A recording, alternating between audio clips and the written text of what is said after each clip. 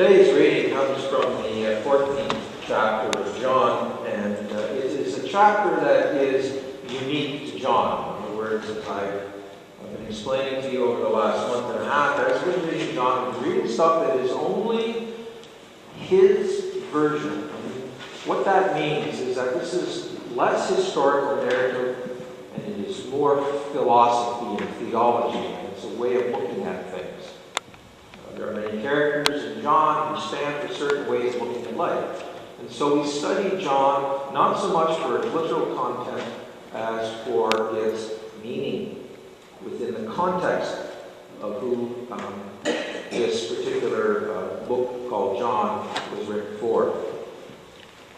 And it speaks of the relationship between Jesus and his disciples at a time just prior to Jesus being arrested and taken away. And so it is a discourse between Jesus and his disciples in which there is this expounding of hope that things aren't lost, that the Father is still present and always will be present. The early church audience to whom this was written to were wrestling with the big question of what is the Messiah about, and was Jesus truly the Messiah?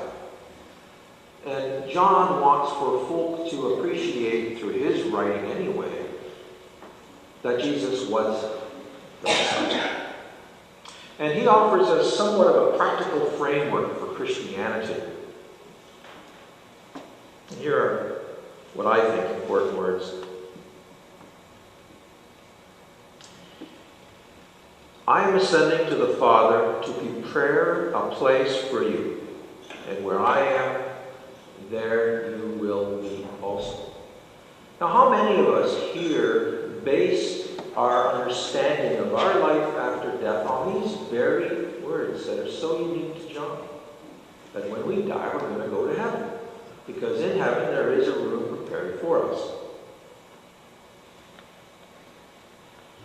Each and every one of you here today that knocks at the door of heaven will enter its gates, he says John, and have an intimate connection to God for eternity.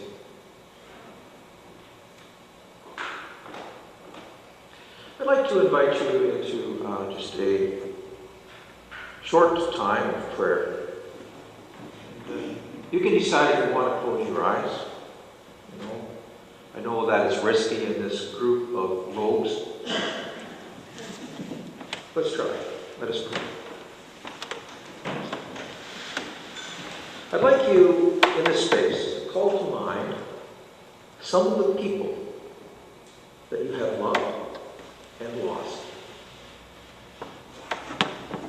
Name them. Picture their face. Call to mind what it is that you loved about that person.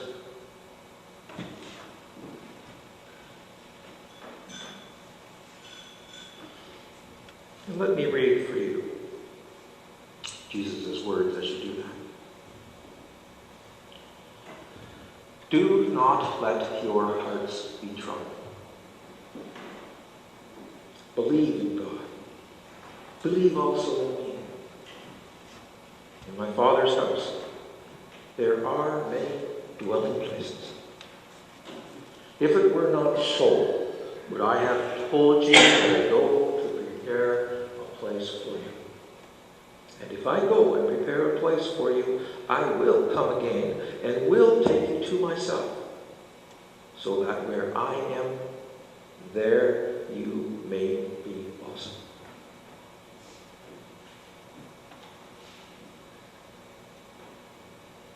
Jesus lived, died, was raised again, and ascended to God, that we may have life here and forever in abundance.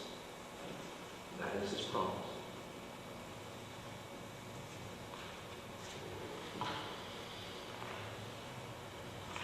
You better look up and see if the purse isn't stolen.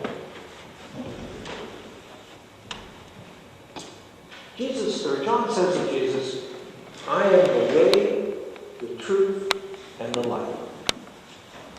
No one comes to the Father except through me. John wants us to know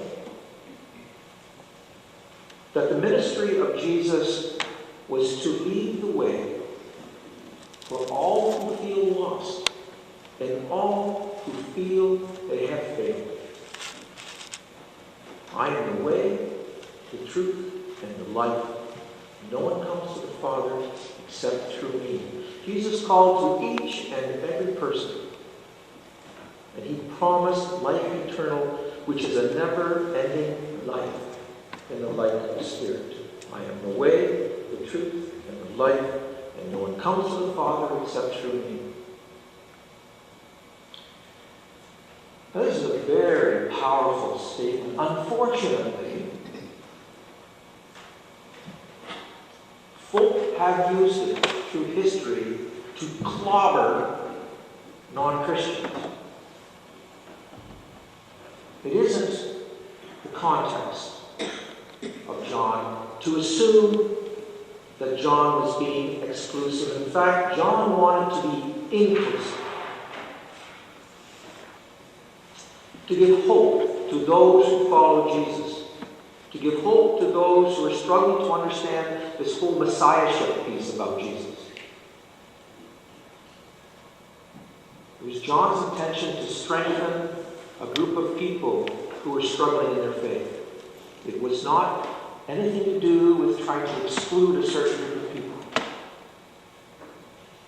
And in a world of growing pluralism and ecumenical respectfulness, we are increasingly aware, as the Spirit leads us, that we as Christians do not clobber others with exclusivity.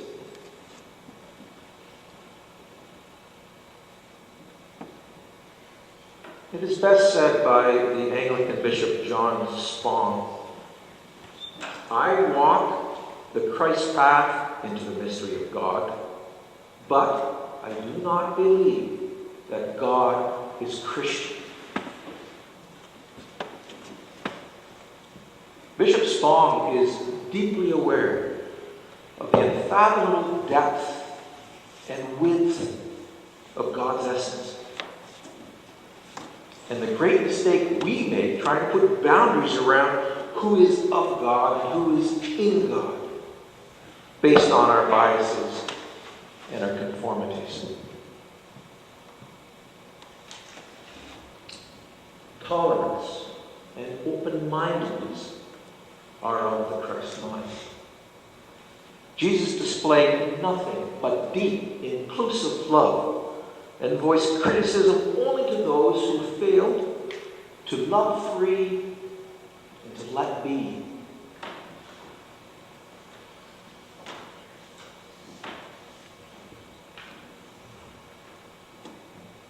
John also tells us in today's lesson, very truly, I tell you, the one who believes in me, Jesus, will also do the works that I do. And in fact, will do greater works than these because I am going to the Father. There is a whole weekend of theology inherent in that statement. Those who believe in me will do the works that I do, and in fact will do even greater works. I mean, what a statement. The Spirit is all around us. And as Christians, we find it as we seek out and enter into and courageously emulate the life of Christ. And as we do so, John wants us to know that we become these powerful co-creators along with God. And that we are strengthened in our lives by a spirituality that includes everything that we doubt, everything that we fear, and everything that we've ever wanted and dreamed of deep down. So I'd like to take one more brief moment and invite you back into that space of prayer. I'd like you to think about a challenge in your life. Something that you're worried about. Something you wonder whether you have the strength and wherewithal to confront. Put some words around it in your minds. Let yourself feel what it means to wrestle with that question. And as you do so, let me repeat these words of Jesus.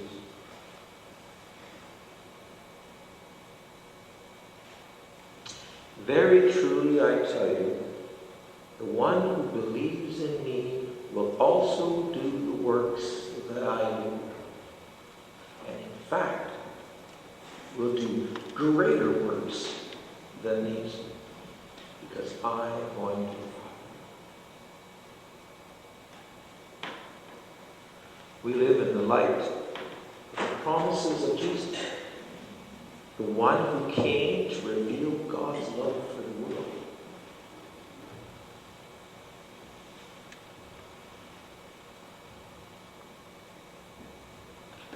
So let me conclude. There is, and always has been, a spiritual light around each and every one of you, waiting to be acknowledged, calling to us always, beckoning our awareness of it, always.